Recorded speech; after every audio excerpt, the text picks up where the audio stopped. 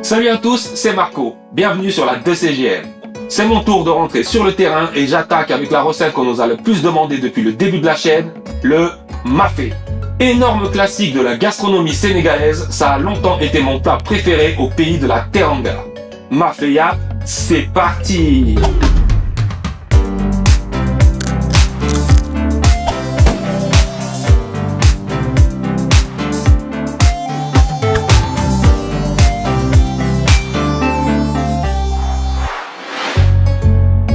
Pour notre mafé à la viande, il nous faut 500 g de viande rouge, 4 cuillères à soupe de pâte d'arachide, 1 cuillère à soupe de concentré de tomate, 5 tomates, 2 oignons, 10 gousses d'ail, quelques clous de girofle, 5 piments oiseaux, 1 cuillère à café de cumin, 1 cuillère à soupe de poivre noir, 2 oignons verts, 1 poivron vert, des piments entiers, 4 piments végétariens, un mix de légumes.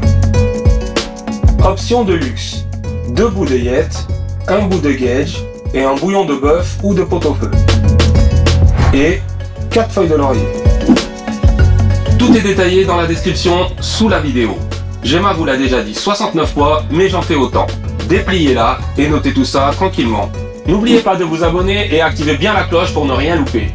Lâchez-nous un pouce en l'air et faites-moi plaisir. Envoyez-nous des commentaires pour nous dire ce que vous pensez de nos vidéos. Tous les plats sénégalais comportent une version à la viande et une au poisson. Le mafé ne déroge pas à cette règle. On voit souvent des versions au poulet sur le net. Je trouve personnellement que c'est la viande la moins adaptée à ce plat. La volaille est beaucoup trop timide et passera vite inaperçue dans cette sauce épaisse et goûteuse. C'est pour ça que je me dirige vers un mélange de viande de caractère que sont le bœuf et l'agneau. Je découpe des bouts assez gros et je les mets dans un saladier. Ne les faites pas trop petits car la sauce va mijoter longtemps. J'ajoute une bonne dose de sel et je presse 3 gousses d'ail. Je frotte bien les bouts de viande avec. La marmite Tahali Bled est de sortie. Celle-ci a été faite avec un escabeau en aluminium que j'avais ramené au Sénégal en voiture pour réaliser la première marmite GM de l'histoire. J'y envoie un peu d'huile neutre. Celle d'arachide est la plus adaptée. Je réduis volontairement la quantité de matière grasse car la pâte d'arachide qui arrive plus tard ramènera ce qui manque.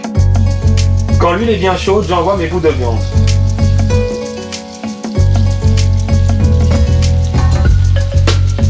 J'attends que ça colore bien. Quand un côté est ok, je retourne les bouts de viande pour attaquer l'autre face. L'objectif est de bien les saisir de tous les côtés. Comme pour beaucoup de plats qui mijotent, les sucres qui vont accrocher sont la base du goût de votre sauce. Ma viande cuit tranquillement à feu vif. Ça me laisse le temps de découper un peu de garniture. Je hache grossièrement un oignon. Je concasse 2 gousses d'ail.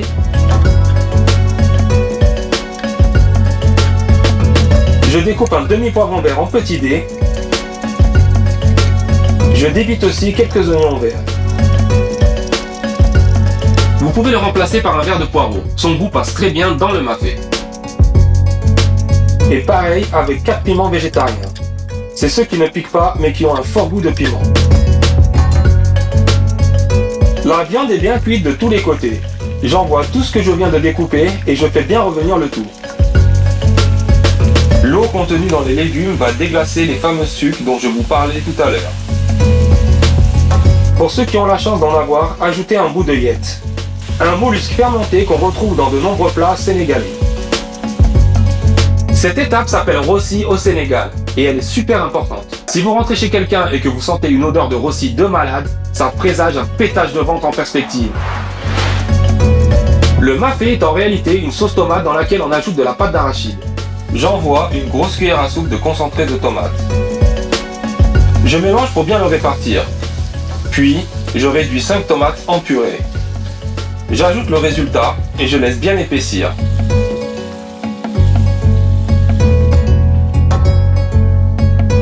C'est important de ne pas envoyer de liquide avant d'avoir laissé un maximum d'eau s'évaporer. J'envoie aussi 4 feuilles de laurier. La consistance est convenable. Je mouille donc généreusement. J'avais un bouillon de pot-au-feu qui traînait. C'est parfait pour le plat du jour. Vous pouvez le remplacer par n'importe quel bouillon de viande ou à défaut par de l'eau. Je mélange à nouveau. Je baisse le feu et je laisse mijoter la viande le temps de passer à la suite. Vous pouvez très bien réaliser la recette du jour sans légumes. Mais bon, avec le thieboudian, le mafé est le plat sénégalais où les légumes sont le plus volontairement invités. Du coup, on va se mettre à l'aise car on adore les vitamines naturelles sur la 2CGM. Les gros classiques indispensables sont le chou, l'aubergine, la patate douce, les pommes de terre, les carottes et bien sûr du manioc. Je n'ai malheureusement pas de diakrato, qu'on appelle aussi aubergine amère ou aubergine africaine. Si vous avez la possibilité d'en trouver, allez-y les yeux fermés. J'épluche tous ceux qui en ont besoin et je les laisse entiers pour le moment. Je les envoie dans la marmite en prenant compte que certains cuisent plus rapidement que d'autres. Je commence par les carottes et le chou. Je le pique avec un cure-dent ou deux pour ne pas qu'il parte dans tous les sens à la cuisson. Environ 15 minutes plus tard, j'envoie l'aubergine que je coupe en deux dans la longueur. Si comme moi, il vous manque du liquide, n'hésitez pas à en ajouter. Les légumes doivent être à l'aise pour bien cuire. J'enchaîne avec le manioc, le navet, la patate douce, la pomme de terre et la courgette. Je termine avec 3 piments entiers. Pensez à bien rectifier en sel car les légumes veulent tous leur part. Je coupe partiellement et je passe à la suite.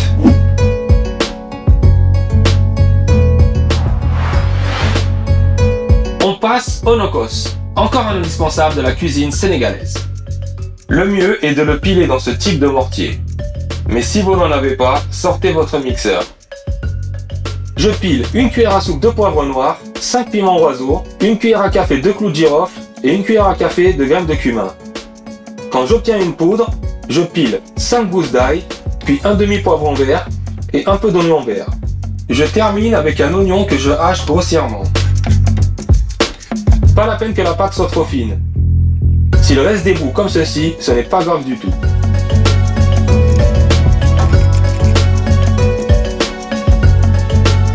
Je vous raconte pas les saveurs qu'il y a là-dedans. Si j'en vois un sortir du cube chimique, c'est qu'il n'a rien compris à la cuisine africaine. Je vérifie la cuisson des légumes en les piquant avec une fourchette. Si ça remonte facilement, je fais sortir les concernés et je les réserve dans un saladier.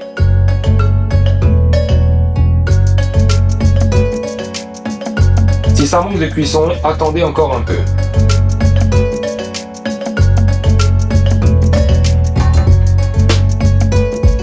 Évacuez les piments enfouis avant qu'ils n'explosent et rendent la sauce ultra corsée.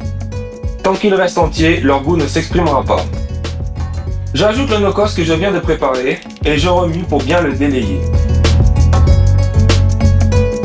Boule fatée, beurre, qui est du poisson fermenté. Je conviens bien que c'est introuvable dans de nombreux pays. Le meilleur moyen de le remplacer est de rajouter de la sauce de poisson fermentée qu'on appelle nyokma. C'est ce qu'on a trouvé de mieux pour ceux qui n'ont pas accès au gage. Je rince mon mortier pour récupérer toutes les saveurs du nokos. Et je rectifie l'acidité avec une cuillère à soupe de vinaigre blanc. Voici la fameuse pâte d'arachide, le clou du spectacle. On a fait celle-ci maison dans la vidéo qui s'affiche par ici. C'est extrêmement simple de la faire à la maison. En plus de ça, vous pouvez la conserver éternellement à température ambiante. Alors, vous savez ce qu'il vous reste à faire? J'en mets 3 cuillères à soupe dans un saladier et j'ajoute un peu d'eau. J'appuie avec mon fouet pour commencer à détendre le tout. Ne mettez pas une tonne d'eau d'un coup. Allez-y petit à petit pour ne pas en envoyer partout. Ajoutez encore de l'eau chaude et continuez le processus. L'objectif est d'avoir une pâte d'arachide bien souple pour la verser dans la sauce tomate. J'envoie le résultat dans la marmite. Je n'oublie pas de bien racler avec une maryse pour ne rien perdre. Je mélange bien et je laisse mijoter tranquillement. Il faut que la sauce épaississe correctement. S'il vous plaît, ne me faites pas un mafé tout liquide comme on voit beaucoup trop souvent sur le net. On n'est pas en mode soupe.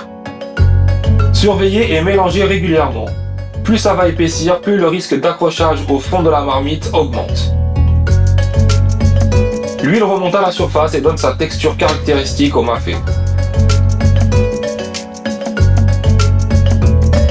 Quand la consistance est assez épaisse, je remets tous les légumes pour les enrober de sauce et les réchauffer par la même occasion.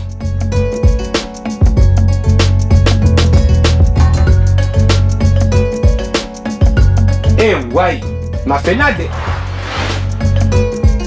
Vous pouvez l'accompagner avec du riz blanc qu'on appelle nyankatang au Sénégal. Ou alors avec du tiéré, un fin couscous de mil.